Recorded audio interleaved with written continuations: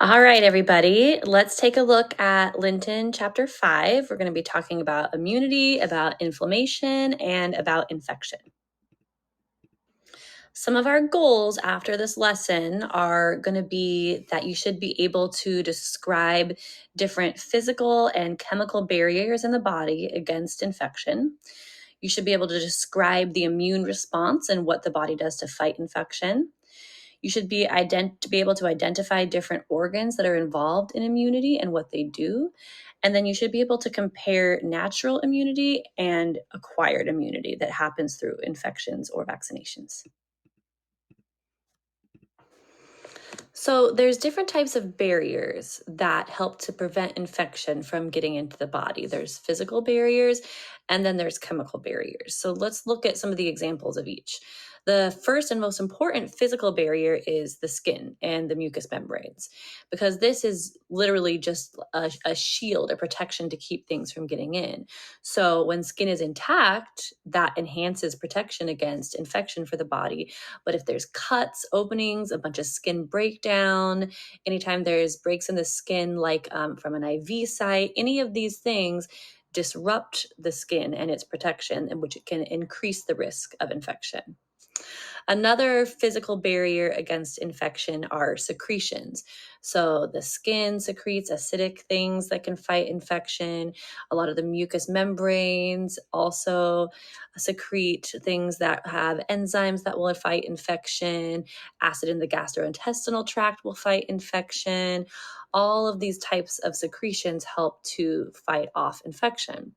Now, if the body is not secreting these things like they're supposed to be, then obviously it's going to increase the risk of infection for that person.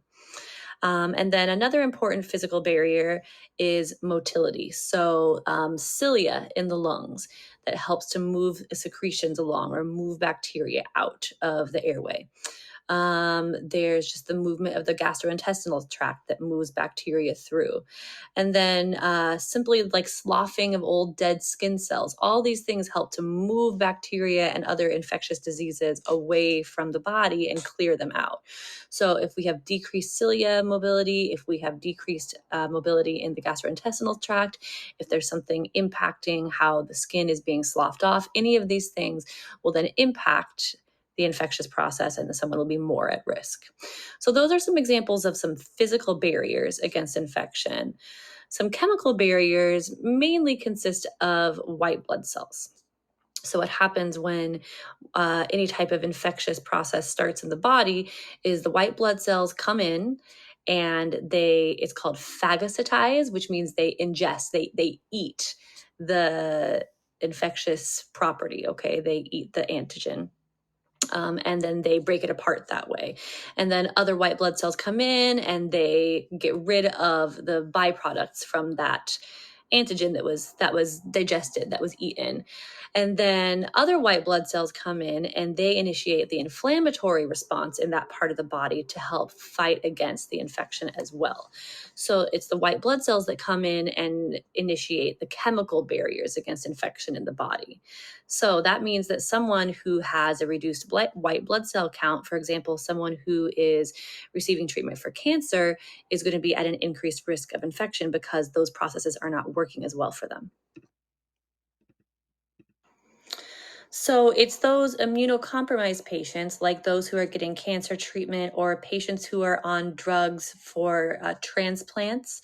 Any of those types of patients will be immunocompromised. And those patients, they have decreased immunity to infection. So they're at increased risk for all types of infections, for bacterial, for fungal, parasitic, and for viral infection.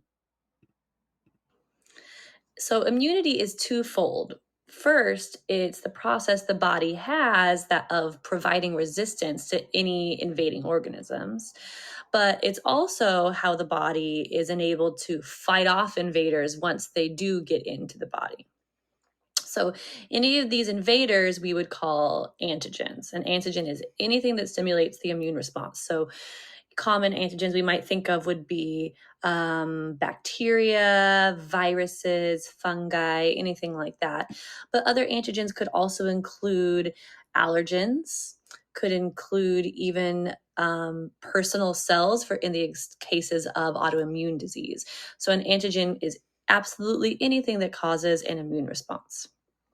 And what happens is, in response to these antigens, the body forms antibodies, also known as immunoglobulins. And antibodies are proteins that then bind to the antigens to form antigen antibody complexes. And then white blood cells, when they see these complexes, they know to attack them and ingest them and clean them up and get rid of them. So the body has two different types of immunity. There's innate immunity or natural immunity. Those are some of the things we already talked about, those physical barriers that exist whether or not you've already been exposed to a particular disease. And then there's acquired immunity. And acquired immunity is what the body develops after it's been exposed to something, and then it knows how to fight it off better next time. So this applies to getting an infection once, and then you won't be able to get it a second time, or you might get a less severe version. It also applies to things like vaccines, where when you're exposed to antigens in small amounts from vaccines, it makes you less likely to get sick from that particular virus in the future. Let's look at what some of the different organs do for the immune process in the body. First, there's white blood cells that we've already been talking about, the leukocytes. What they do is they ingest the antigens that they encounter, clean them up, get them out of the body. And there's different types of leukocytes. There are neutrophils, those fight bacterial infections. There's monocytes, those attack a lot of different foreign antigens. There's eosinophils, and those fight parasitic infections, and they also increase during allergic reactions. And there's many other types as well. So all those different white blood cells work together to attack those antigens and clear them out of the body. Then there's other organs in the body that also help with the immune process. So there's the thymus and bone marrow. Those participate in the formation and the maturation of different immune system cells. Then there's lymph nodes that are located all throughout the body. What they do is they attack antigens and also debris that are all in like the interstitial fluid, and they produce and circulate lymphocytes. Then there's the spleen, and the spleen is like a filter. What it does is it removes dead cells, it removes debris, foreign molecules, all that stuff out of the blood. And then finally, there's the liver that filters the blood, and it plays a part in the production of certain immunoglobulins and other chemicals that are involved in the immune response. Let's talk some more about the two different types of defenses that the body has against infection.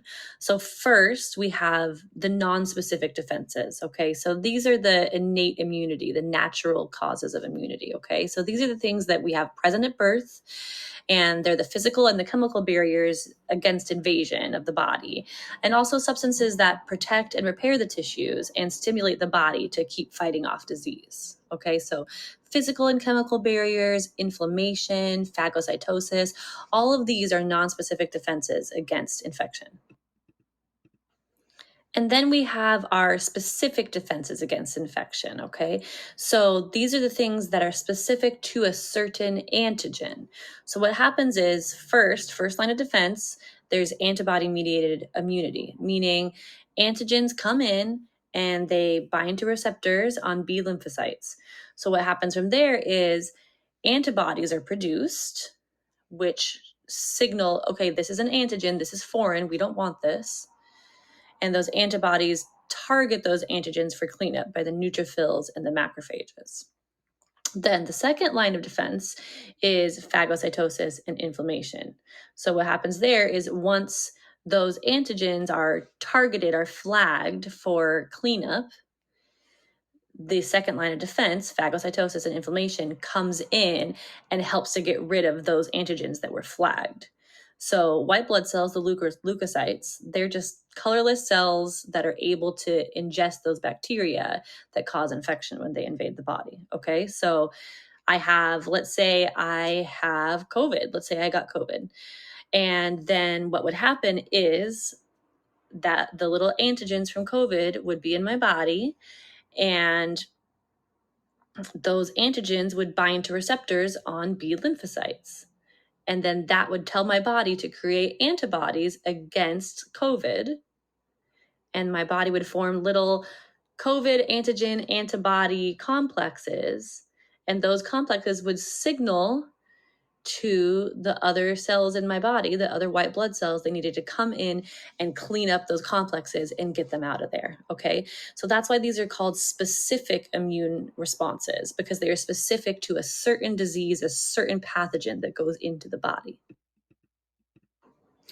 All right, so let's finish up this part of our lecture with a little question to get us thinking and looking forward to the next part of this topic, okay? So let's say we have a patient who is hospitalized after a cerebrovascular accident, a CVA, or is also known as a stroke, and has an indwelling urinary catheter, so a Foley catheter. During the course of the hospitalization, the patient develops a urinary tract infection. What type of infection is this, and why is the patient at increased risk for this infection? So think about it for a second. So this infection is called a hospital acquired infection or a healthcare acquired infection, because it is an infection that was brought about within the healthcare setting that wasn't there before the patient got there. And patients are at increased risk for infections while they are in hospitals or healthcare settings, because they're already immunocompromised in some ways, because their body's resistance to infection is weakened because of the other things they have going on already, and because the organisms that exist in healthcare settings are often a little more resistant to drugs, so they tend to be a little stronger and more able to invade the body's defenses. And this patient is particularly at risk for infection because of the indwelling catheter, because that catheter has an open port to the air, and it's very easy for bacteria to build up in Foley catheters and work their way up the tubing and into the urinary tract. That's why it is essential when we have patients with catheters that we're practicing frequent, cautious catheter care to make sure it stays clean and we keep the infections from going into the body.